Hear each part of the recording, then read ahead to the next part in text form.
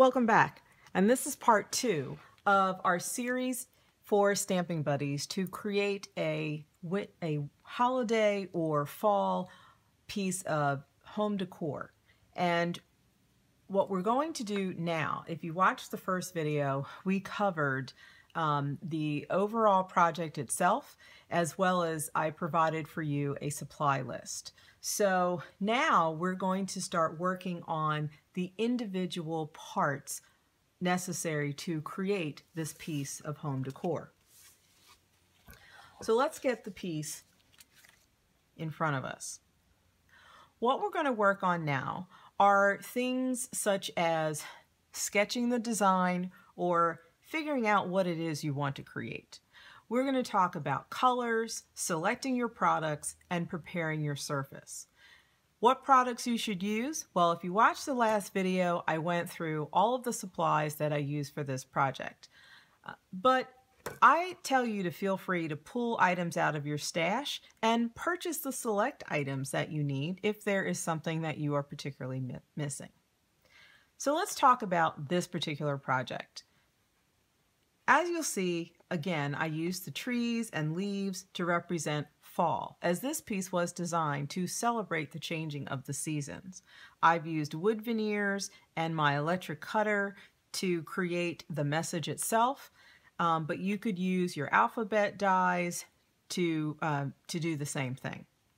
You also see how I adhered all of these different leaves, and those leaves were created with the Just Right Shabby Autumn Leaves stamps, the corresponding dies, as well as the Tim Holtz Distress inks and with the blender, and we sealed that with the Distress glaze. So let's start at the beginning. How do you sketch or figure out what it is you want to create?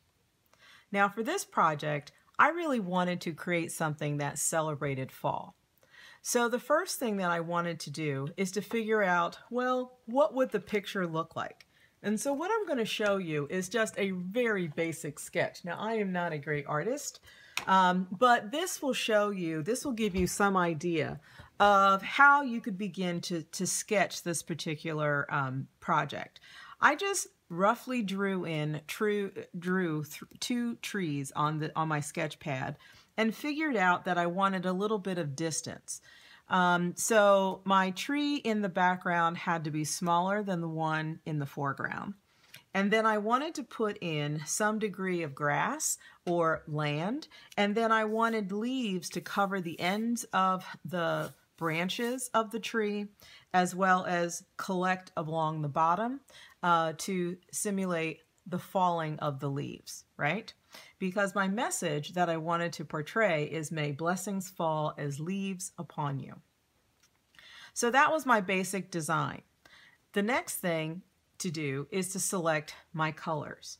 Now, as you know, the colors I selected were based upon what the warmer scale of the color spectrum. So I used those Faber-Castell gelatos, which are a pigmented crayon, which is water soluble, to create my sky, grass, and the trees. How did I do that? Well, I started with using the lightest color first, and I'm just going to demonstrate it on this particular sketch pad. Using that lighter color, I just put down a little bit of the aqua dulce. I then added the middle color of snow cone, and I put a little bit of that around my aqua dulce. Then I used my sky blue. Now here comes the fun part. There are multiple ways to blend a gelato. You can use your finger, a baby wipe, or a paintbrush with a little bit of water. I'm just going to demonstrate using a dry finger approach. Now, I have not prepared my sketch pad with gesso. If you're going to use the canvas, I definitely recommend sealing it with gesso and setting it aside to dry. And that will make this actually gelato blend a little bit better. But as you see, I'm just using a dry finger, okay? Now, what would happen if I used a little bit of water on my finger? Just adding a little bit of water. Now look at what happens to the gelato. The gelato really breaks down and you start getting that really fun mixing effect with those three colors. Isn't that beautiful? You get a little bit of highlighting, but you also get a little bit of depth because we've added some darker color. Now I can add to this, as I will, and I did in the final piece. But I just wanted to show you how you put those three colors together. If that's not enough, then add some more and blend it in. If it's too much, then take a wet baby wipe, and I'm just going to grab one here.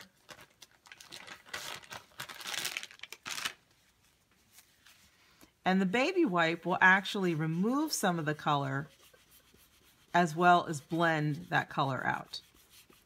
So you can actually remove some of that color, blend it out a little bit better, make it a little lighter if you want, or a little bit darker.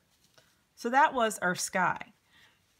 So what I would do is add those three colors to the breaks between the branches above the horizon of the ground and just fill in the rest of my sketch with those three colors for the sky. For the grass, I did the same thing. I used my pistachio, which is a beautiful muted green color. Really love that color. And then I used green tea to add in some shadows. Now this time, since I used my finger last time, I'm going to use a baby wipe. And as you see, how the baby wipe blends that color together. Nice. You see how the light and the dark just really blend together. And it is typical if you're looking at ground, you'll see that there's an odd cast of shadows, sometimes because of clouds or other objects in the sky. So that's sort of simulated by those two gelato colors. And then finally, the tree themselves. And again, I forgot to mention, if you want to deepen this color, feel free to add more gelatos. You're not going to hurt them, and you're not going to hurt what you've done. I actually sometimes end up playing around and just blending more color here and there because I want it a little bit darker. And you'll see when we go back to the original piece how I went ahead and did that. The next thing I wanted to talk about is the tree. The tree actually uses a technique which you will hear me refer to a lot. And that technique is to start with the lightest color and then move to the darker one. So I'm starting with butterscotch. And the butterscotch is going to be laid down in the middle of the tree. Then I'm going to add the middle color, which is cinnamon. And I'm going to add that just around that butterscotch. Then finally, on the edges, I'm going to use the chocolate. And I'm drawing that chocolate, just following the lines that I've sort of sketched here on that tree. Okay? Now again, I can use my baby wipe if I want. This time, I'm just using the baby wipe to just wet my finger. And I'm going to blend those gelatos. Now, this demonstration, obviously, as I said before, I did not add gesso, but you get the idea. Okay? Now I'm going to use my baby wipe because my finger's drying out here. And I'm going to blend a little bit more and start going up the limbs of the tree.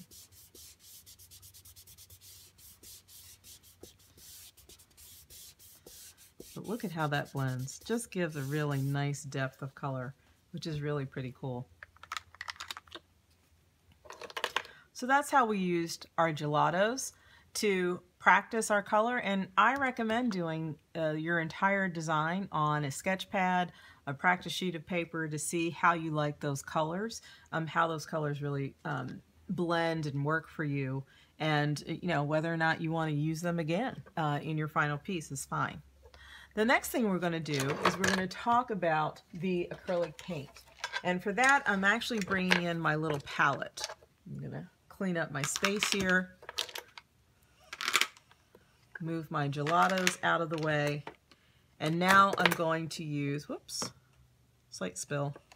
Now I'm going to use the acrylic paint. I just used an excess tile. Bought this for maybe $1 at Home Depot. But I love it as a palette. It works really well for mixing colors, and it cleans up very easily, and it works out really well. So what you're going to see here is I'm going to use a very, very small drop of paint. Just one little drop. I'm going to spray some water. Use a brush I've already used for this color. Get it wet. And then dip it in my paint. Now I want this acrylic paint, this metallic acrylic paint, to be very thin. And you see I've added water to thin it down. Now look what happens. I have a beautiful puddle of the metallic antique copper. And now that this is pretty much dry, because I didn't put a lot on here, I'm going to start at the bottom and I'm going to paint up. Try to do that in a single stroke. Add a little bit more.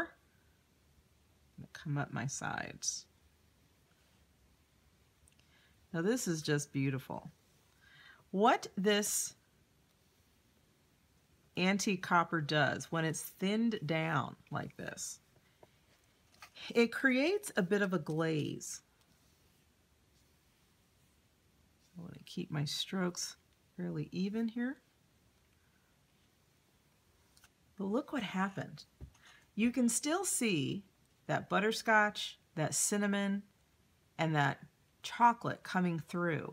But now it has a bit of a shine and a glaze that really protects it. So my gelato at this point is not going to release its color if I add another medium on top. It's been effectively sealed by my acrylic paint, but I have a little bit of a shine, and I love the variation of color that you still get in the tree that I used with, that I created with the gelatos, but the acrylic paint just adds a whole lot of pop. So as I said, a very small amount of acrylic paint is sufficient to create that effect.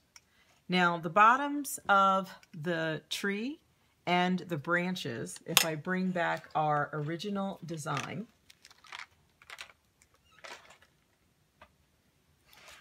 were created using stamps, dies, and distress inks. So in our next video, we will focus on the leaves. I will also talk to you about adding texture to our trees, but I really want my sketch to dry thoroughly before I add another layer with the liquid pearls. So we're going to hold off on that part of it, but in the next video, we're just going to focus on creating these beautiful leaves with the distress inks, stamps and dies, and a little bit of Viva Decor Ink Gold. So come back for part 3.